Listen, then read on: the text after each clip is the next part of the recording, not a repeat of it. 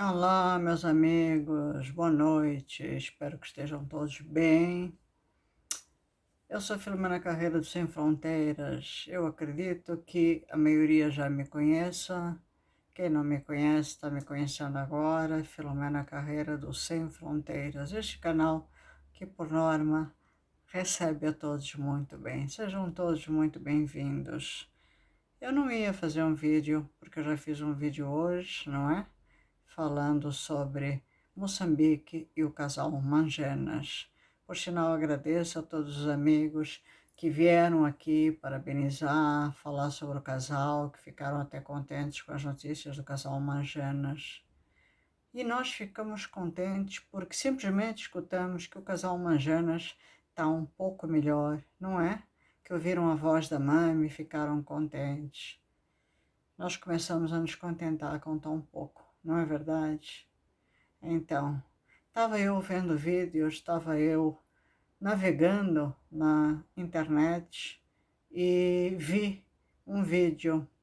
E diante deste mundo cruel que hoje todos nós vivemos, diante de tanta coisa que nós vemos, diante de tanta informação desprazerosa que nós infelizmente estamos vendo nos dias de hoje, principalmente quando se fala do continente africano, e onde eu, particularmente eu, venho aqui transmitir no meu canal as notícias que acontecem em Angola, em Moçambique, principalmente do meu querido continente africano, é que eu resolvi, pensei, olhei, analisei este vídeo que eu irei vos mostrar e resolvi que eu iria mostrar para vocês um pouquinho da história deste rapaz.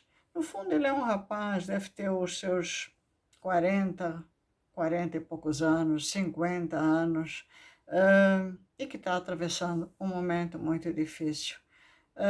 Eu depois, como sempre, faço ou dou o meu parecer, mas vou mostrar aqui a história de vida deste rapaz e como ele, tantas são as pessoas que atravessam este problema. Eu mesma já atravessei, não tão grave, de forma alguma não tão grave quanto o problema dele, mas acreditem, independente de eu já ter passado por este problema, existem muitas pessoas, às vezes amigos nossos, pessoas chegadas, que atravessam o mesmo problema. Costuma-se dizer que quem vê cara não vê coração, quem nos vê não sabe o que por trás da nossa alma está se passando. Nós vivemos este mundo infeliz, este mundo onde muitas vezes atrás de uma telinha regateamos, brigamos para ajudar um próximo. E muitos de vocês que estão me olhando não sabem, às vezes, o que se passa na minha vida. Não é verdade? Então, vamos conhecer a história de Fernando Assis. Fernando Assis é um senhor que está atravessando um momento muito sério. Diagnosticado, ou diagnóstico, aqui está a apresentação dele, diagnóstico final de câncer, estágio 4. Aí aparece um vídeo que eu vou mostrar para vocês, o câncer em meu fígado, tá? Aqui é a apresentaçãozinha dele, o texto. O câncer em meu fígado virou metástase e surgiram tumores em diversos órgãos no meu abdômen. Segundo minha oncologista, não há mais nada a ser feito, exceto cuidados paliativos. Ela me deu entre 6 meses a 1 ano de vida, com possibilidade de sérias complicações. E aí, então, ele faz um vídeo, que seria quase um vídeo de despedida. Se vocês disserem, epa, coisa negativa, não, não é. E vocês vão entender por que não é negativo este vídeo do Fernando. E eu vou vos mostrar o vídeo dele. Aí, óbvio que tem outras imagens aqui na página dele, onde ele aparece gordinho, cheinho. Não gordinho, ele não é gordo, mas aqui ele já numa fase mais magro, pelo próprio problema que decorre na vida dele, não é? Vamos lá. Este é o Fernando. Vamos ao vídeo dele. Eu sempre imaginei que um dia eu ia fazer um vídeo assim, contando que meu tratamento do câncer deu certo e eu estava livre do câncer. Mas hoje eu tive minha consulta depois do exame do CT scan que eu fiz sexta-feira, que é uma tomografia computadorizada. Hoje eu tive a consulta com um oncologista, ela é brasileira, uma mulher muito capaz aqui nos Estados Unidos, tem um PhD na Universidade de Stanford, na Califórnia, e é chefe do departamento de oncologia do Huntsman Hospital aqui, um hospital que é referência de câncer, tratamento de câncer no mundo. E ela me disse que eu tô com metástase, espalhou, tem vários tumores, um encostado na bexiga, outro na vesícula, outro no intestino, outro na parte de trás ali do fígado, de maneira que não há como fazer cirurgia. Primeiro porque são vários, segundo porque minhas plaquetas estão muito baixas e minhas, não sei como se chama isso, eu já estou meio enferrujado, tanto ouvir aqui em inglês, mas as células brancas, contagem de células brancas também muito baixa. Qualquer cirurgia é muito arriscado para o meu caso, eu posso morrer na mesa de cirurgia. E hoje ela disse que eu tenho entre 6 meses a 1 ano de vida, que não há nada mais que possa ser feito.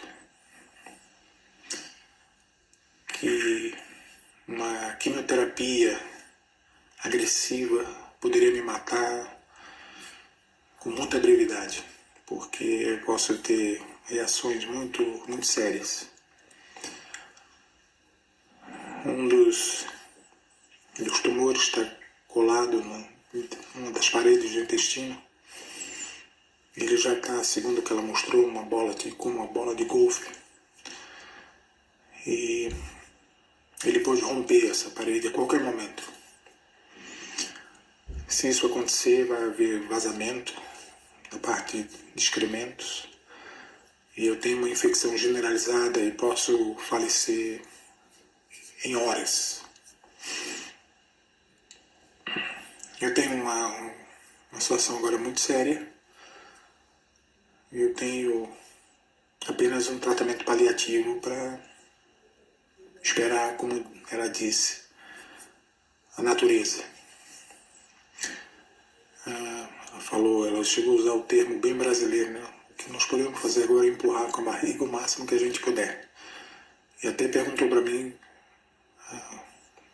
quanto eu estava disposto a correr de risco. Eu disse, eu estou disposto a qualquer coisa que a senhora decidir. Mas ela queria ouvir de mim. Eu disse, olha, eu não quero sentir mais dor, não quero mais sofrer. Eu sofri muito. Mas também não quero perder a vida. Ninguém quer perder a vida, né? Mas depois de muitas explicações muito claras, ela me mostrou as imagens todas do CT scan. Não há mais nada que fazer. Eu começarei a ter problemas na parte abdominal, meus órgãos vão começar ali, ou doer muito, ou infeccionar. E até mesmo uma ida para UTI hoje para mim é muito séria, é muito perigosa, porque se Desculpa. eu tiver que ser entubado, eu posso não resistir. E posso ter uma possível parada cardíaca. Enfim, a falência dos órgãos. E eu tô com uma situação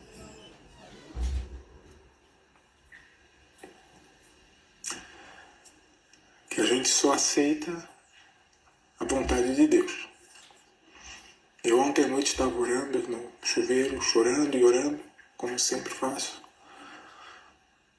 E eu disse, Senhor, eu aceito a sua vontade. O que não quer dizer que seja fácil. mas exige fé. Aceitar a vontade de Deus exige fé. Tem uma escritura que diz: quem crê em mim, ainda que esteja morto, viverá. Eu ainda não consegui entender essa escritura, porque eu não sei se é para esta vida, se é para a próxima vida. Porque mesmo todos que morreram, mesmo que não crerem nele, ressuscitarão, porque isso é um dom gratuito. Assim como a morte veio por Adão, a ressurreição veio por Cristo. É um dom gratuito, você não precisa fazer nada. Mas ele colocou uma condicional: quem crê em mim, ainda que esteja morto, viverá. Assim como ele diz que essa enfermidade não é para a morte, mas para a glória do Filho de Deus. E a experiência de Lázaro, né? De reviver. A gente não perde a fé. A gente chora, porque a gente tem pessoas que a gente ama, sonhos que a gente ainda quer realizar.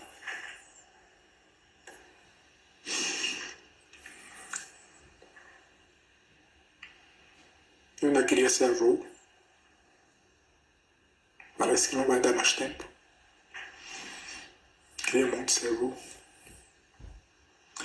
Mas eu sou avô de muitas crianças que eu adotei.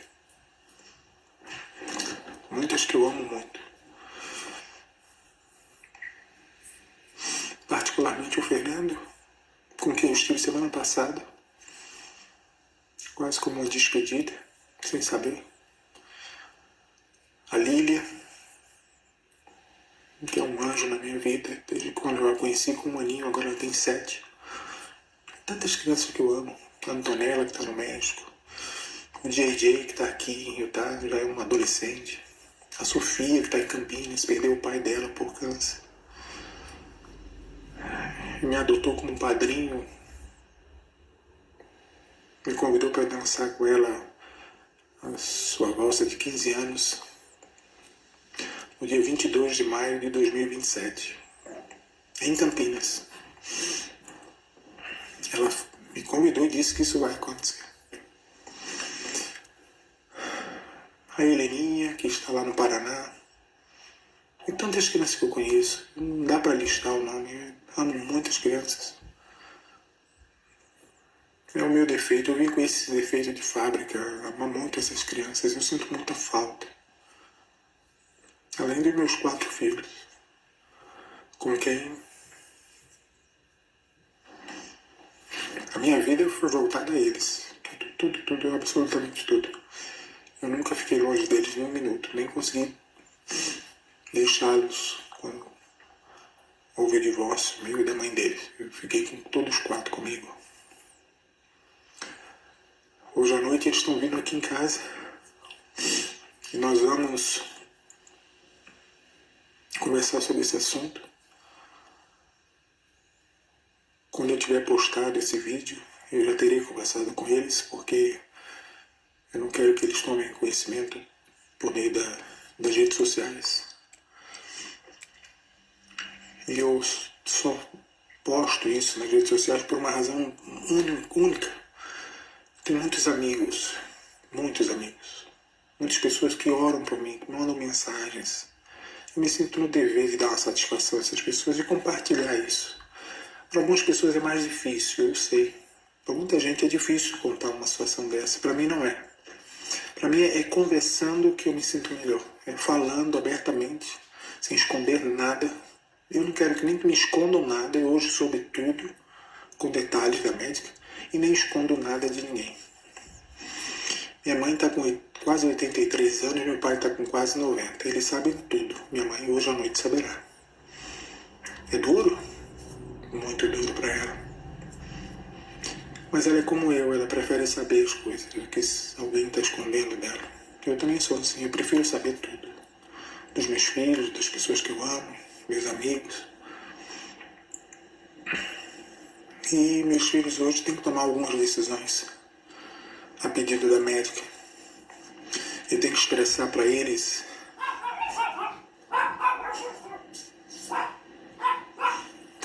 escolha.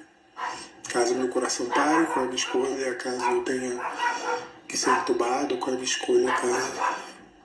Se é para desligar os aparelhos ou não. A gente tem que... Eu nunca imaginei que na hora da morte eu ia ter que escolher quando e como morrer. Nunca imaginei. Eu vou ter que expressar para eles: filhos, a situação é essa. Se meu coração parar, não é para tentar reanimar, é para deixar o papai morrer. Ou não, é para reanimar. Se eu for para UTI e for entubado, não é para entubar, é para desligar. Se for para... A vida tem coisas práticas que são frias e secas diante da coisa mais importante que é a vida, né? A gente tem que lidar com protocolos, procedimentos médicos, procedimentos legais, autorizações formais. Ele não tem que assinar, eu vou ter que expressar, assinar, tem um monte de coisa para fazer. Eu tenho que me preparar para morrer.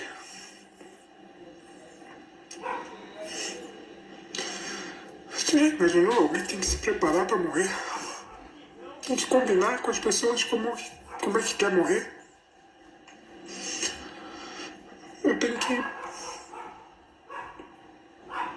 pensar em fazer um plano funerário para mim pagar, para mim ir pagando e para eles não terem que sacrificar tanto na minha morte.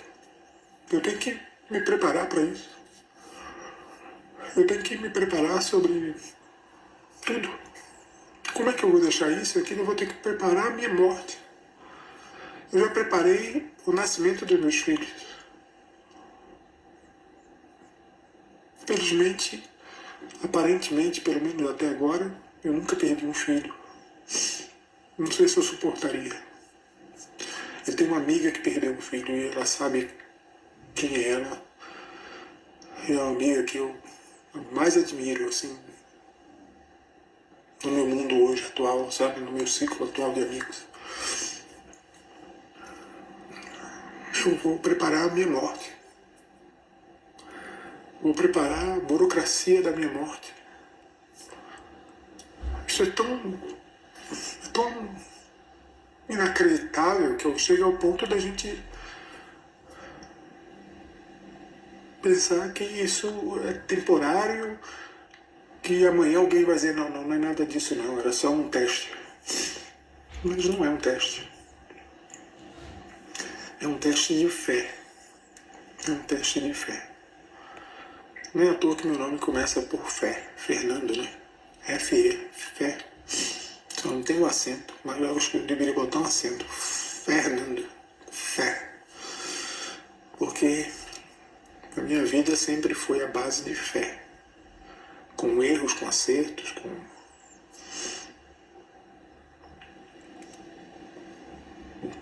planos, com sonhos. Sempre foi a base de fé. Eu agora estou aguardando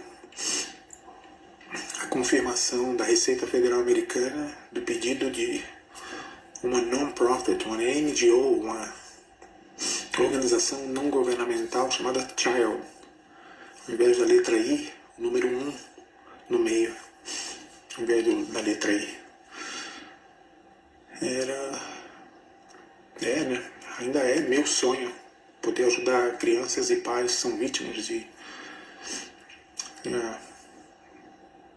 sequestro parental, abdução parental internacional. Começou com o JJ aqui e tantos outros casos que eu pude ajudar voluntariamente. Eu queria poder agora ajudar formalmente. Não sei se vai dar tempo mais. Não sei. A ciência diz que eu tenho entre 6 meses e 1 ano de vida. Dá pra acreditar nisso?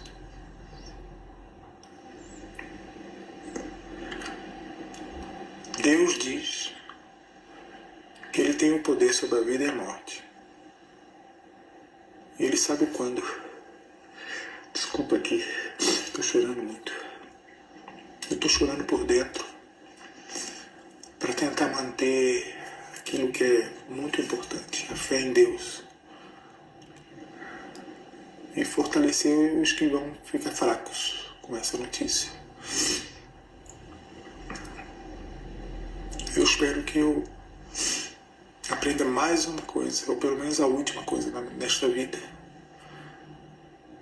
que é confiar em Deus, a vida. Mesmo que Ele leve esta vida, confiar que isso é a vontade dEle e aceitar, como eu afirmei ontem na minha oração. Deixa eu ver. Aceitar. Eu disse, Senhor, eu aceito tudo o que quiseres que a mim seja infringido. Eu disse isso ontem. Eu já disse isso uma outra vez, quando tive câncer de intestino, lá atrás, em 2016. Na verdade, foi em 2017, na segunda operação, na segunda cirurgia, que eu disse isso. Uma experiência única que eu tive no hospital. Agora eu tenho que aceitar um diagnóstico de morte. Não há mais nada que podemos fazer. Você tem entre tanto e tanto, entre 6 meses e 1 ano, se a gente tiver algumas coisas para ir retardando, ir empurrando com a barriga, foi o termo que eu ouvi hoje. Não foi pejorativo, foi um termo popular. Não podemos empurrar com a barriga. Ela foi muito respeitosa, muito cuidadosa, estava muito triste, muito abatida, minha médica. Ela nunca esteve assim. Ela nunca esteve tão abatida como hoje. Ela e sua assistente, a Cristina. Minha querida doutora Heloísa Soares. E sua assistente, medical assistant, Christine. Christine fez missão na Noruega. Sempre brinco com ela que eu queria ver a aurora boreal. E ela disse que ela viu quando esteve na Noruega. Talvez eu vou ver a aurora boreal agora de um outro lado. De um outro lugar. Talvez uma aurora boreal muito mais bonita. Creio que muito mais bonita. Talvez eu vá conhecer a perfeição desse mundo que nós vivemos, cheio de dores, fome, sofrimento, tragédia, injustiça. Eu talvez vou ter um privilégio e estou aqui reclamando. Porque na verdade não estou reclamando, eu estou compartilhando apenas minha realidade. Quanto tempo exatamente será, ninguém sabe, né? A ciência trabalha com estimativa. Entre 6 meses e 1 ano. A gente escuta tanta gente dizer, mas eu durei. Meu pai durou, fulano durou 5 anos, fulano durou 7 anos mais, durou 10 anos mais. A gente escuta tudo. Assim como eu recebo inúmeras receitas e ideias de como matar o câncer.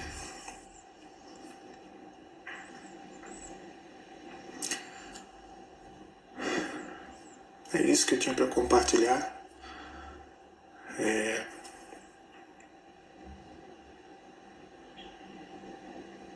Não, o que eu tinha para compartilhar é mais do que isso.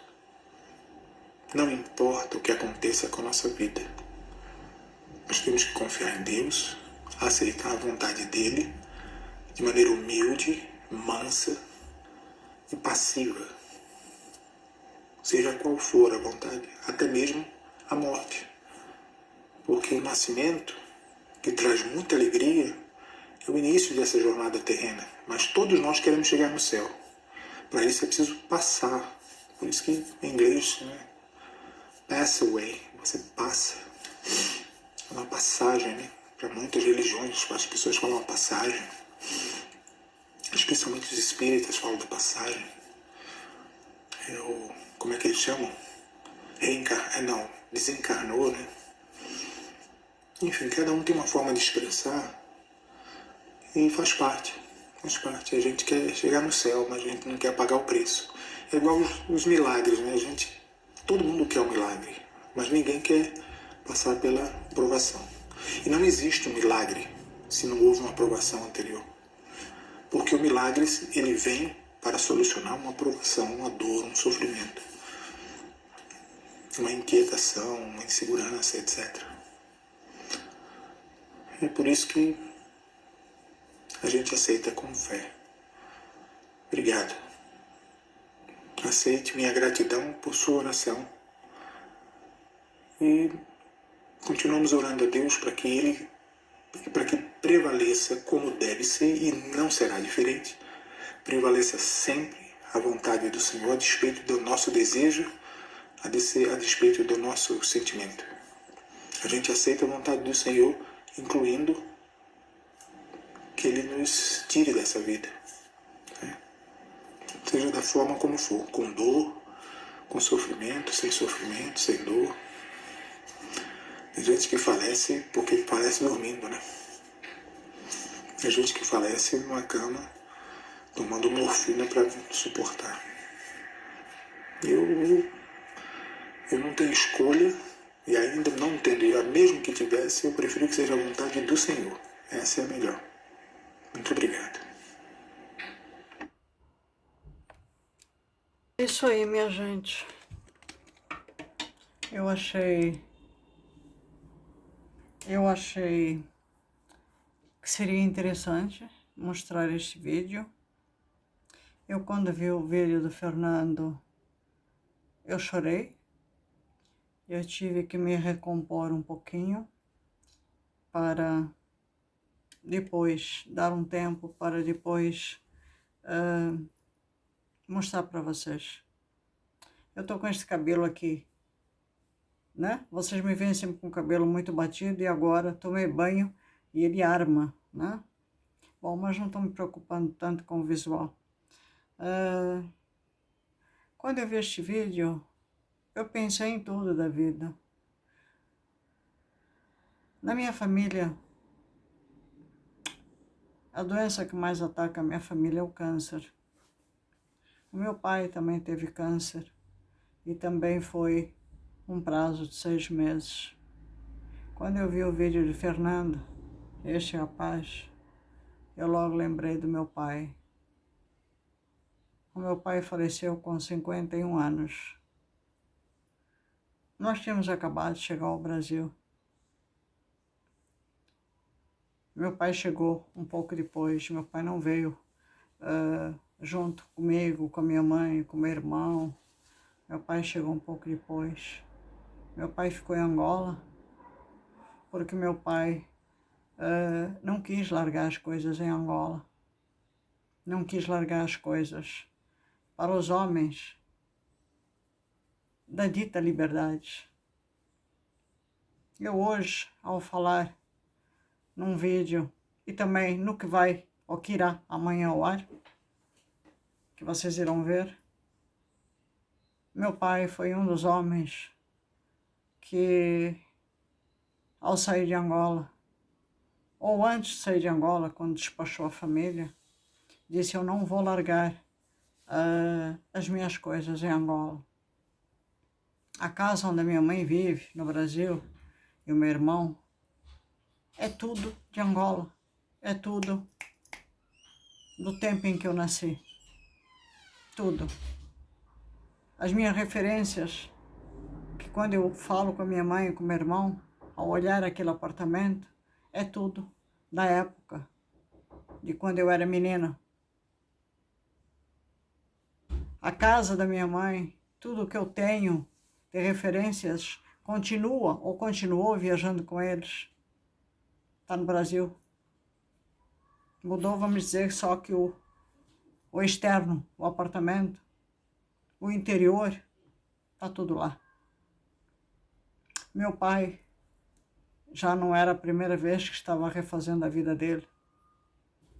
Quando se deu a guerra de 75, meu pai simplesmente foi claro em dizer: eu vou despachar a família, mas eu vou ficar no país até tudo sair e depois eu vou embora.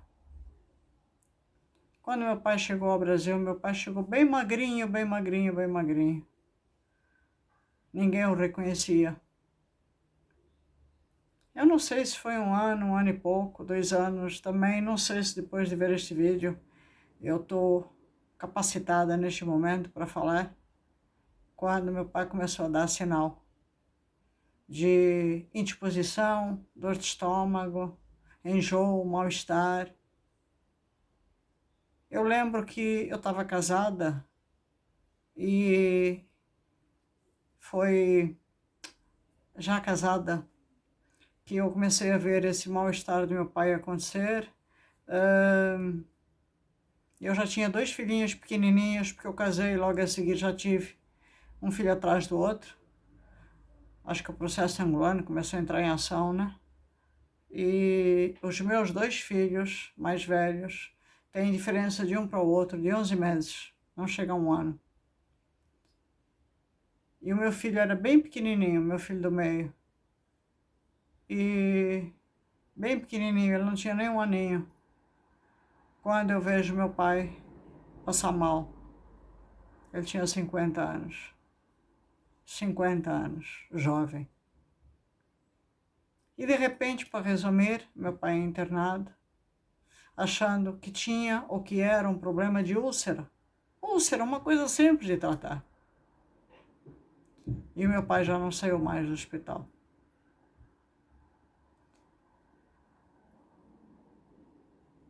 E no diagnóstico já foi dito, quando abriram ele, quando foi para a cirurgia, abriu e fechou.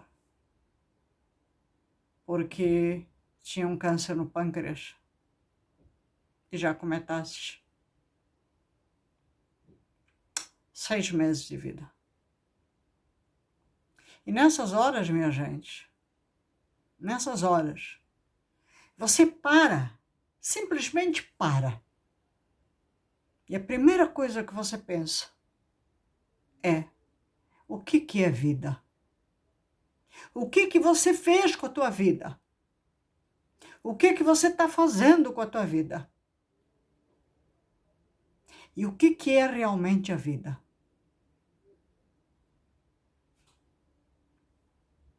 Eu tinha 21 anos. Mãe de 2 filhos. 21 anos não, eu tinha 20 anos. E já tinha 2 filhos. E aos 20 anos eu parei exatamente para pensar na minha vida. Porque a notícia que me deram é: meu pai ia morrer. Inicialmente havia uma ameaça de 3 meses de vida para o meu pai. E o meu pai lutou. E durou 6 meses.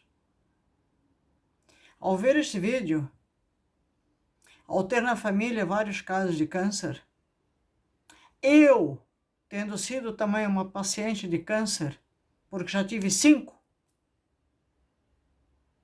quando eu venho aqui para o canal e brigo por um povo, e brigo pelo meu povo, e vejo a indignidade que é ter que falar de João Lourenço, ter que falar de presidente Filipe de Moçambique, ter que falar de pessoas que não têm a menor dignidade com a saúde de Angola, com o povo de Angola.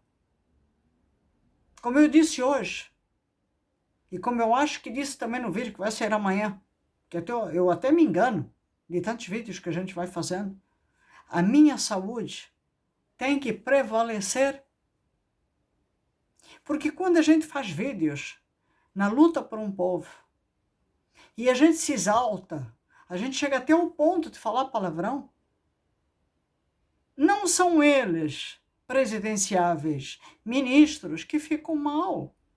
Não são eles que ficam estressados. Não são eles que ficam desgastados. Sou eu. E se eu ficar mal, sou eu que tenho que ir para um hospital. Mas também sou eu que tenho que pagar pela minha consulta ou pelo hospital. E eles não estão nem aí para mim. E sem contar que nestas horas eu vou parar para pensar o que eu ganhei com tudo isto.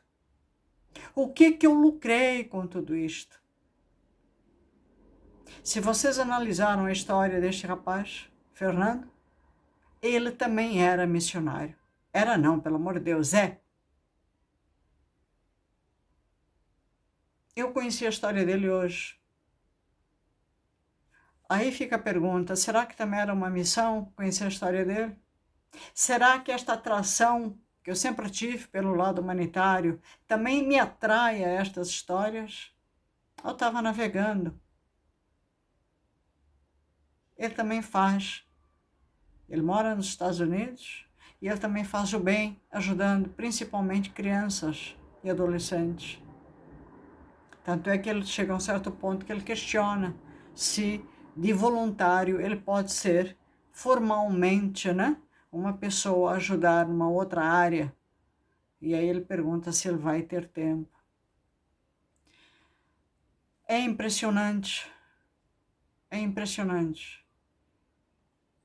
ver estas histórias, saber que, independente de eu já ter tido câncer, independente de saber que na minha família já existiram casos de câncer e obviamente foram embora, porque é uma doença muito séria, independente de eu estar aqui diariamente com vocês, falando, lutando pelo meu povo, e vocês não sabem, nem conhecem a minha história de vida, nem o que atrás desta imagem existe, porque eu também não falo,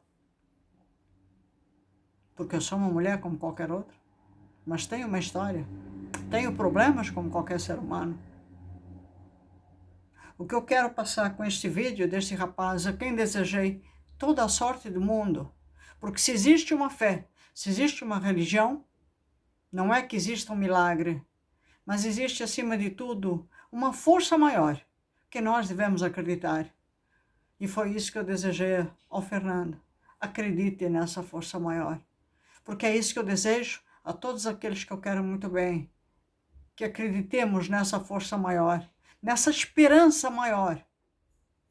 Tanto a nível de saúde, quanto a nível de tudo aquilo que é a esperança que nós devemos ter. Porque se não fosse essa esperança, se não fosse essa fé nessa esperança, eu não estava lutando como humanitária por uma Angola melhor. Esta era a mensagem que eu queria passar, independente deste barulhinho, deste segurança, que eu costumo dizer que é João Lourenço, que sempre que eu estou fazendo um vídeo, ele está se intrometendo. Eu peço desculpas por isso, minha gente, mas parece que ele adivinha que eu estou fazendo vídeos. Um beijo grande a todos, que este vídeo tenha servido de alguma experiência positiva, não vejam com olhos negativos, e sim com olhos positivos, com uma grande lição para todos nós, naquilo que muitas vezes vemos como negativo, tudo é negativo, vejam como positivo, uma grande lição de vida, o que este senhor tentou nos transmitir. Um beijo grande a todos, que possamos ficar com Deus e vendo com esperança um mundo melhor. Beijo grande a todos. Até amanhã.